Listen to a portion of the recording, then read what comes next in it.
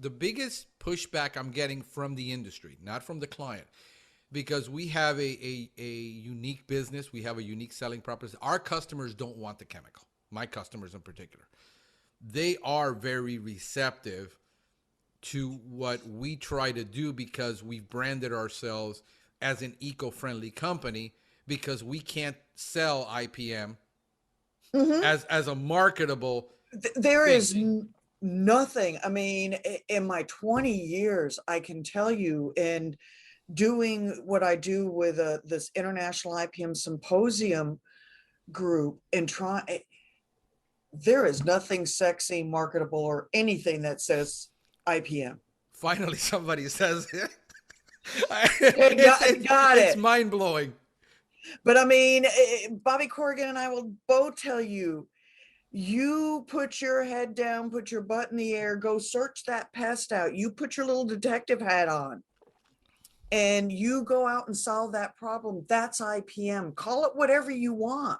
Yeah, and there's the purists that say, well, no, I did IPM in schools, and what you're doing is not IPM, because you first, I mean, you first have to use the sticky traps, and then, I mean, if you got in your state, which you have Tawny Crazy Ant, Yep.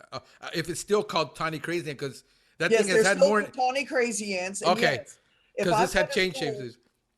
With Tawny Crazy Ants, you bet your bottom dollar I know what they're gonna do. And it is a chemical application. Yeah. I have told more than one school district, sometimes you've got to throw the bat first and then come back. Right. Yeah, because how are you gonna use IPM where you with glue traps and say, well, I've got to fail 3 times before we can apply a chemical? No, there is glue traps are monitoring and they're passive.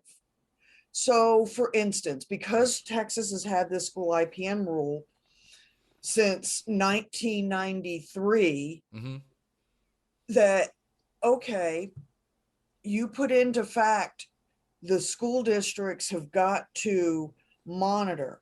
All right, well, yeah, most of the time we don't have a problem. Then we had COVID. Right. And I had a few districts that when they shut down last year at this time and didn't get back in until about June, well, they had some very odd issues. Well, the odd issues wasn't throwing a glue board at it. The odd issue was they had roaches and bed bugs in laptops. Well, what are you going to do with that? Well, there's a few options, and those options do require some heavy chemical locked up, and nobody does anything. But if you do that over the weekend, problem solved, because I got news for you. 500 devices with little bugs crawling out, IT's not going to be happy. So, I mean, what's worse, the poison or the cure?